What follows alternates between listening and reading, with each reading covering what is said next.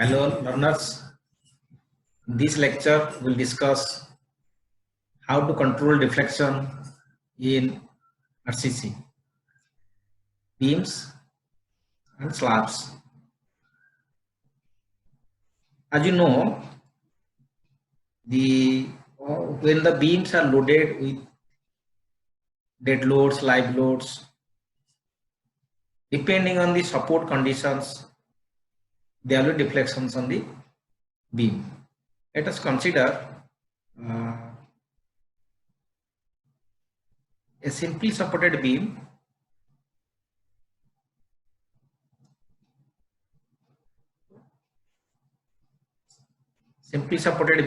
and supported at both ends.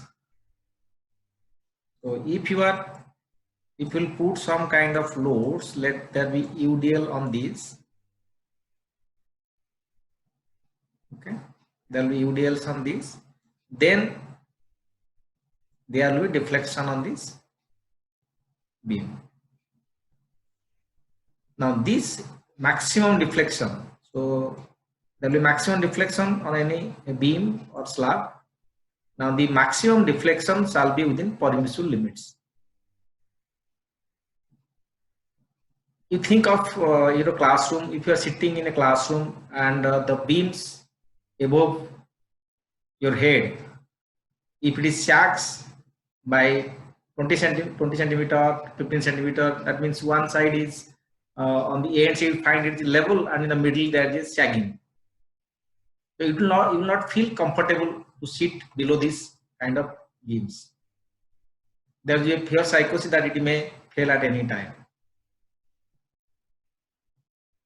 In the design of the structures, RCC structures, there are two kind of limit states. There are different kind of limit states, but basically one is a limit state for collapse, one is a limit state for serviceability.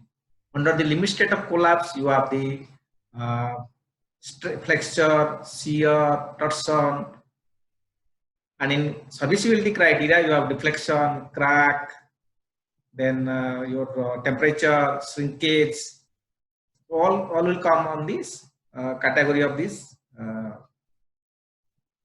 limit state of serviceability. Now deflection check is generally done for all kind of structures, and beam slabs should not deflect, or the deflection what will happen in the components will be within the permissible limits. One should not feel discomfort inside this walls or under the beams. Even if you are let us think of a multi-story building. If you are residing in a multi-story building, let this multi-story building has 40 or 50 floors. So a person, so whenever there will be loads, lateral loads, there will be sways. There will be sways or the deformations, or you can say deflections on this building. Building will try to sway on both sides. It will sway on this left side as well as on the left side and the right side. So when it will sway, so these deformations, horizontal deformations also are sway. This should be also the permissible value, so that the persons residing inside this building will not feel discomfort. If you think you are sitting on a 40th floor and you will find sometime you are going 10 cm to right side, 10 cm to left side, so you will not feel comfort. So why you will pay so much money to stay on the 40th floor and you are not feeling, the occupants are not feeling on that floor. So there will be sway because of the lateral loads, wind force or earthquake force, but these things should be within permissible limit. There are the values that it should be within h by height by 500 or height by 300. So that should be within the permissible value. So code has prescribed some values for the control of deflection. If we'll now we'll see, you go to your code, open the code now, the page number IS 456, page number 37, 38 and 39. So these things will give you regarding this codal provision for control of deflections.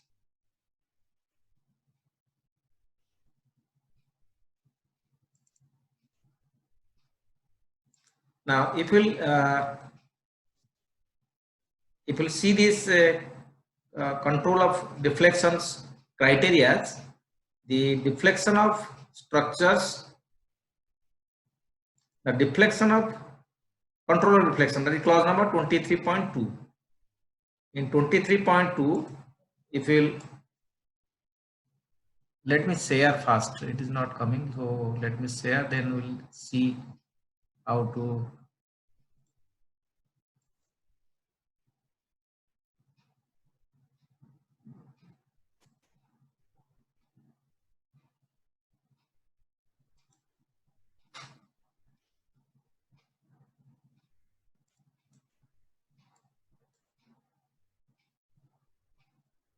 New share. Okay. Now let's share this page. Okay. So now come to this page number 37, clause number 23.2 of your code. What it says about the control of deflection? The deflection of a structure or part thereof shall not be adversely affect the appearance or efficiency of the structure. So as I told, if you see you are sitting below that and you find there some sagging, so it is not comfortable for you. Now the deflection shall generally be limited to the following. What the code says: the final deflection due to all loads, including the effects of temperature, creep, shrinkage, and measured from the cast level of the supports of the floors, roofs, and all other horizontal members shall normally not exceed L span by 250. If you know the your span means the span of the beam. So if the beam is supported between two supports, so this is your span. So this length, your span, or you call the effective span. So the horizontal members should not normally exceed span by 250. Deflection including effects of temperature, creep, and shrinkage occurring after erection of partition and the application of finishes should not normally exceed span by 350 or 20 millimeter, whichever is less. So one is final deflection. The final deflection due to all shall not be exceed L by 250, span by 250, and immediate after casting, application finishes. So that deflection, once you cast all the things like floor finishes and the slab and the beam all have been casted, then the immediately the deflection shall not exceed L by 350. But after everything sets, there is long-term deflection, short-term deflection. So the final deflection after everything sets, as you know, concrete will take 28 days time to achieve its full strength. And then as the age increases, the strength will also increase in concrete to some extent. The final deflection shall not exceed L by span by 250. Let us see what is about this vertical deflection. These are things, the horizontal deflection, horizontal members, deflection of the horizontal members. It is seen that roofs, level, as cast level of these floors, roofs, all other horizontal members should not exceed. Okay. Now, horizontal deflection, I have told about again the sway. If the building is constructed at multi-story buildings, there will be lateral forces and there are also vertical forces. Vertical forces are the dead loads, live loads. Dead load means the self weight of this member, and live load means anything you put over there, like you walk over this, you put some cords, you put your tables, you put the chairs. So that is live loads. Anything other than dead load put over this floor, that is called the live load. Now there is also lateral load will come to structure. Lateral load will come due to wind, due to water pressure. If it is some water logging is there, then there will be earthquake.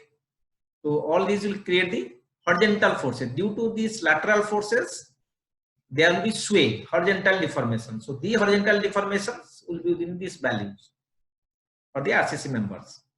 Now the vertical deflection limits may generally be assumed to be satisfied provided that the span to depth ratios, span to depth ratio means your effective span by effective depth, effective span by effective depth ratio not greater than the following values obtained as below. So your, what does it mean? That means you have a span, you have a span and you have a depth of the beam. We have seen effective depth. So you can divide this L by effective depth. So L by D ratio. So D is the D effective, that is overall depth minus cover minus half the diameter of rod, and L effective. You know how to find effective span. So L by D ratio, this span to basic depth ratio up to 10 meter span. That means the span of these beams will not be more than 10 meter. If 10 meter more than 10 meter, there will be something else. This value shall be less than 10 meter. This L effective shall be less than 10 meter. Basic values of span to effective depth ratios for spans up to 10 meter. If it is a cantilever support, 7, simply supported 20, continuous 26. So these are the values. L by D ratio for span up to this, not greater than. That means, what is it in that here? It is written here, span to depth ratio are not greater than. That means L by D ratio shall be less than these values, 7 or 20 or 26, depending whether it is a cantilever or simply supported beam or a continuous, depending on support conditions. Now for spans above 10 meter, what will do? If the spans are above 10 meter, then values in A, whatever value you will find in A, the values in A may be multiplied by 10 by span.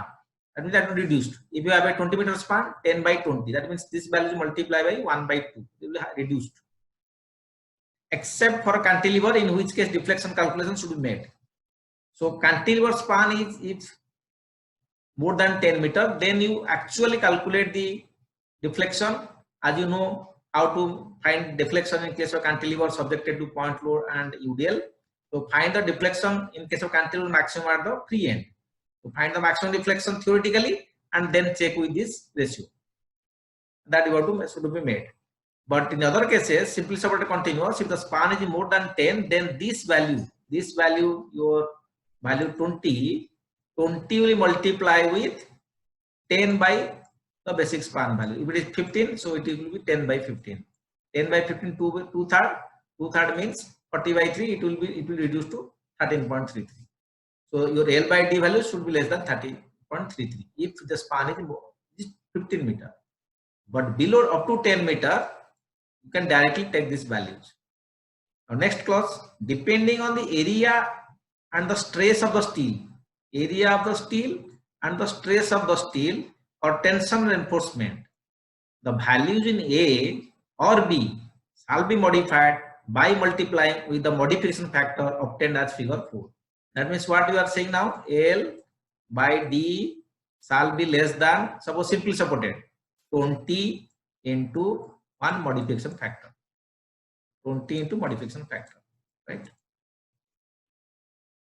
So if you multiply this modification factor depends on what? It depends on the tension reinforcement and the stress in steel, and it is given in figure 4. Let us see the figure 4. Let us go to figure 4. What the figure 4 says. Go to next page. Page number 38. You get figure 4 here. Figure 4 says modification factor or tension reinforcement. Modification factor or tension reinforcement. You see now, check this figure, what is being told. So you see there are some FS values. FS 120, 145, 190, like that way. What is FS? FS is steel stress of service load in Newton per millimeter square. It is defined here. What is FS? FS is defined as 0.58 Fy. So 0.58 Fy. Fy means your grade of steel. If it is Fe415, it will be 415. If it is Fe500, it will be 500, like that. Multiply with area of cross section of steel required. One is the AST required. What is the steel area required divided by area of steel provided. AST provided. What does it mean? AST provided and AST required. So in the design, suppose in the design you got 1050 millimeters square is the steel required for your bending moment. So from the bending moment or maximum moment, you can find the steel. But can you provide this? No. Because suppose I want to provide 20 mm bars. Okay. If I am providing 20 mm bars, but the area of 120 mm bars is 314 millimeters square. So if I provide 3 bars, it is less than this. If I have 4 bars, it will be more than this. So it will be 1256. So instead of 1050, I will provide 1256.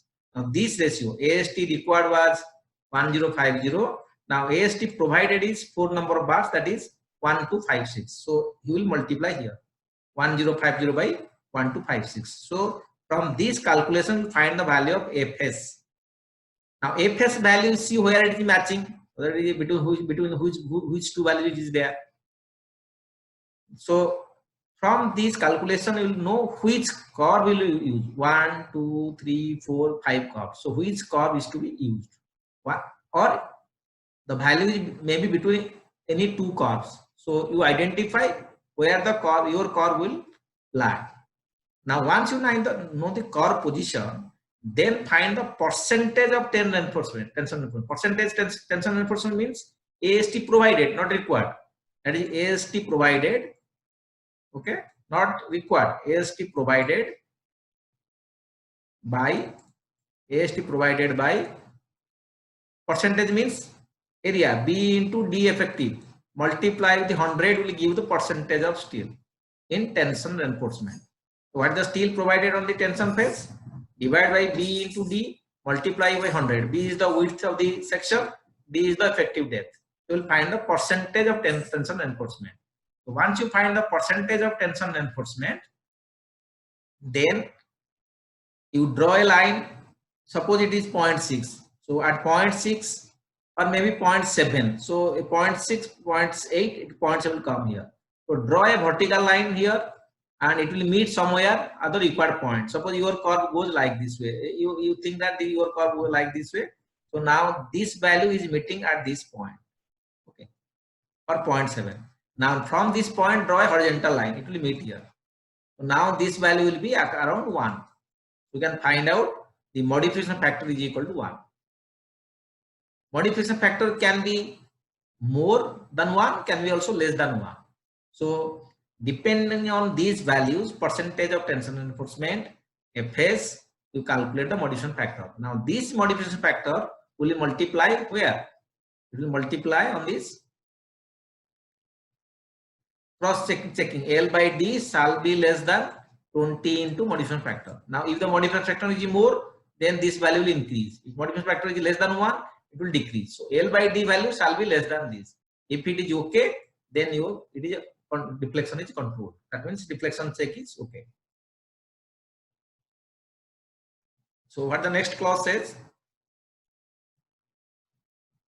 Okay, next, depending on the area of compression reinforcements, the value of the span to depth ratio be further modified by multiplying with the modification factor obtained as per figure 5. What is figure 5? You see the figure 5 now. This is the figure 5. What it says, suppose you have a double reinforced section. Okay, you have a double reinforced section and you have the tension reinforcement as well as the compression reinforcement. So what do you do? So you have a modification factor for tension, you have also a modification factor for compression. So for the compression, you see what is the percentage of compression reinforcement versus the modification factor, and it is seen that modification factor is more than 1, so it increases the value.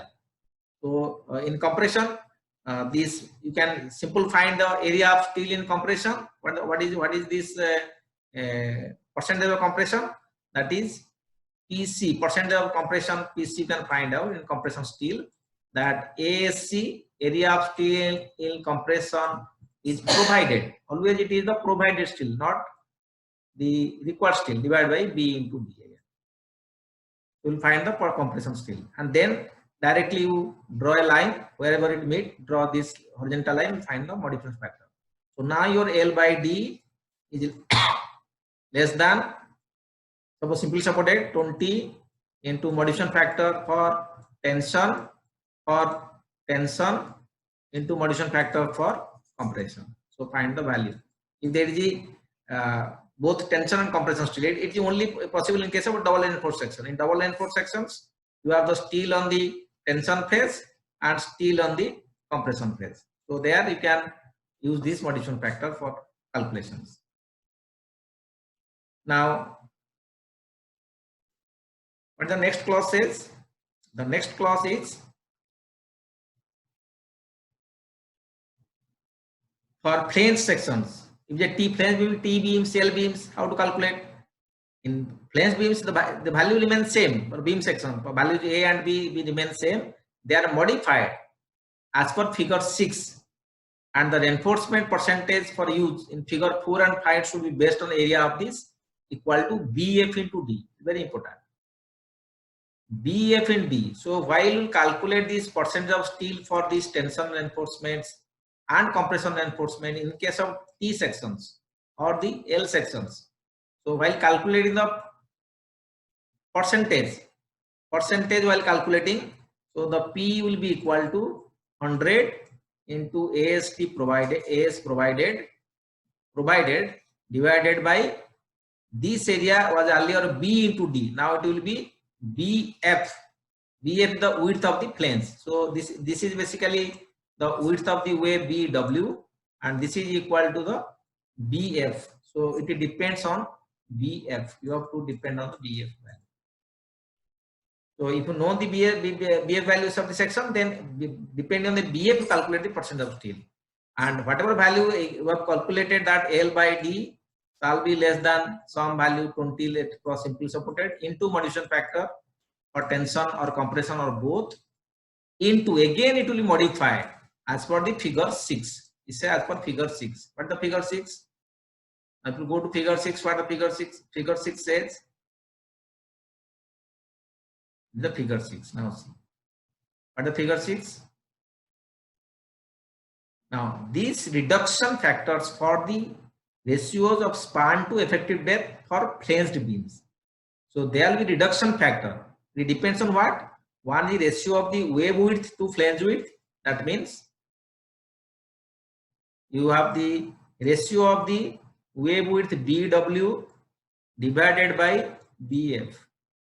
So generally BW means already we have discussed that in T section this will be your, this is a T section, this will be BW, this is BW, and this is BF. Okay, so this value is your BF. Now this ratio of the wave width to the flange width versus reduction factor. If you calculate BW by BF, come to this curve, you'll find if this value up to 0.3, I think up to 0.3, this value is constant, that is 0.8, and beyond 0.3, you calculate this value, reduction will come a separate value. So you just draw this vertical line from here, wherever you meet this line, then draw horizontal line, then accordingly find out the reduction factor. Now your L by D ratio will be less than 20 into modification factor or tensor and compression multiply by this reduction factor. Reduction factor will found from here. So definitely the value will be reduced by the amount 0.8 or 0.85, 0.9, 0.95, whatever the value you will get from here. So these are all regarding this flange section. For flange section, find this. Now in case of slabs, solid slabs, how to calculate? These are all we have discussed for beams control of deflection. Now for slabs, the provision 23 point for beams apply to slabs also. Okay. Whatever we have seen, that will be applicable to here. But what the notes are given, that means you have two kind of slabs.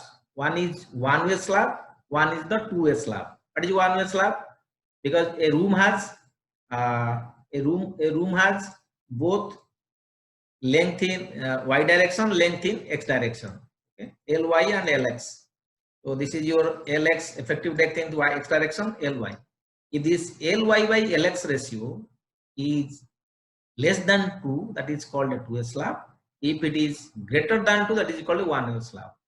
So if it is a 1-way slab, then all the clauses we have discussed for beams will apply for 1-way slab. But for 2-way slab, the notes are given here. Okay, so this is the difference. If you have 1-way slab, then all the beam clauses like cantilever, then simple supported, continuous beam, your L by D ratios are less than 7, 20, 26, then into modification factors. So all these things will come again for the 1-way slab. For 2-way slab, for slabs spanning in two direction means your Ly by Lx ratios will be Ly is along the long direction, Lx is the length along the short direction. These are all effective spans, not the clear spans. So Ly by Lx ratio, Ly by Lx ratio is less than 2, less than equal to 2. So it will leave a 2-way slab. So for slab spanning in two directions, the shorter of the two spans should be used for calculating span to depth ratio. So which span will consider for L by D ratio? For L by D ratio, you should take Lx, shorter span, not the longer span. Very clear written that the shorter of the two shall be used for calculating span to effective depth ratio. Second thing, for 2-way slabs of shorter span up to 3.5 meter with mild steel reinforcement, the span to overall depth ratio given below may generally assumed to satisfy vertical deflection limits for load class up to 3 kN per meter square. So loading up to 3 kN per meter square, short span up to 3.5 meter, then your L by D ratio, Lx by D ratio, this Lx by D ratio for 2-way slab, that is for simply supported will be 35, for continuous it is 40. These are the values. But these are only applicable for mild steel reinforcement. That means if Fe 250.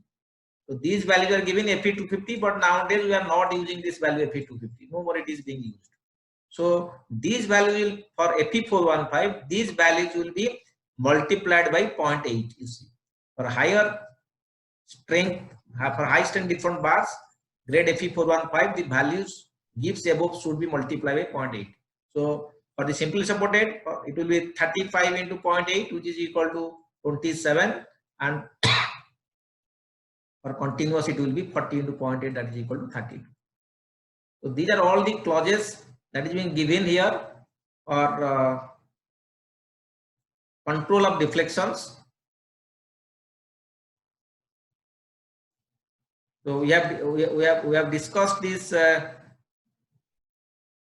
We have discussed these deflection checks for various values of different kind of spans, and for the 1-way slab, 2-way slab, and then your different kind of beams, cantilever beams, simply supported beams. Let us discuss 1-2 problems where we can find this. You can find the control of deflections for some beams and slabs. Now let me share this.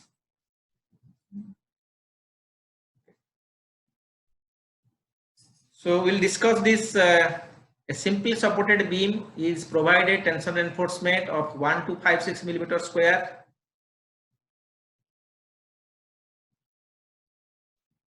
against required value of 1239.464 millimeter square. Okay.